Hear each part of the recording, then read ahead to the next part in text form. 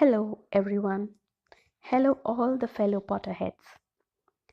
Today I am going to narrate the second story from the Tales of Beedle the Bard, as in second in the series of my narration, but the fifth story in the book itself. It is the tale of the three brothers, which I am sure all of us have watched and heard many times while watching the Harry Potter movies, and I'm also sure that it is a favorite amongst many people. So, without further ado, I'll start the narration. The Tale of the Three Brothers. There were once three brothers who were traveling along a lonely, winding road at twilight. In time, the brothers reached a river too deep to wade through and too dangerous to swim across. However, these brothers were learned in the magical arts, and so they simply waved their wands and made a bridge appear across the treacherous water. They were halfway across it when they found their path blocked by a hooded figure, and Death spoke to them. He was angry that he had been cheated out of three new victims, for travelers usually drowned in the river. But Death was cunning, and he pretended to congratulate the three brothers upon their magic, and said that each had earned a prize for having been clever enough to evade him. So the oldest brother, who was a combative man, asked for a wand more powerful than any in existence, a wand that must always win duels for its owner, a wand worthy of a wizard who had conquered death.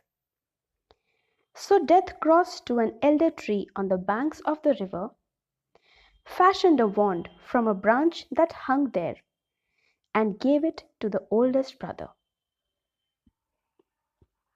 Then the second brother, who was an arrogant man, decided that he wanted to humiliate Death still further, and asked for the power to recall others from death. So Death picked up a stone from the river bank and gave it to the second brother, and told him that the stone would have the power to bring back the dead. And then Death asked the third and youngest brother what he would like. The youngest brother was the humblest and also the wisest of the three brothers, and he did not trust Death. So he asked for something that would enable him to go forth from that place without being followed by Death. And Death, most unwillingly, handed over his own cloak of invisibility. Then Death stood aside and allowed the three brothers to continue on their way, and they did so, talking with wonder of the adventure they had had and admiring Death's gifts.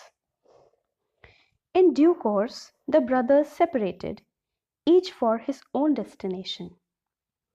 The first brother travelled on for a week or more, and reaching a distant village, he sought out a fellow wizard with whom he had a quarrel. Naturally, with the elder wand as his weapon, he could not fail to win the duel that followed.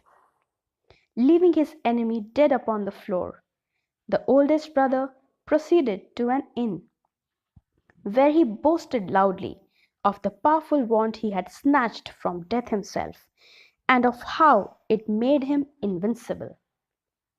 That very night, another wizard crept upon the oldest brother as he lay wine-sodden upon his bed. The thief took the wand and for good measure slit the oldest brother's throat. And so Death took the first brother for his own. Meanwhile, the second brother journeyed to his own home, where he lived alone. Here he took out the stone that had the power to recall the dead, and turned it thrice in his hand. To his amazement and his delight, the figure of the girl he had once hoped to marry before her untimely death appeared at once before him. Yet she was silent and cold, separated from him as though by a veil. Though she had returned to the mortal world, she did not truly belong there and suffered. Finally, the second brother, driven mad with hopeless longing, killed himself so as to truly join her.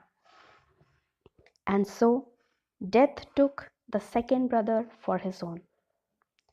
But though death searched for the third brother for many years, he was never able to find him. It was only when he had attained a great age that the youngest brother finally took off the cloak of invisibility and gave it to his son. And then he greeted death as an old friend and went with him gladly, and equals they departed this life. I hope you enjoyed the story. Thank you for listening.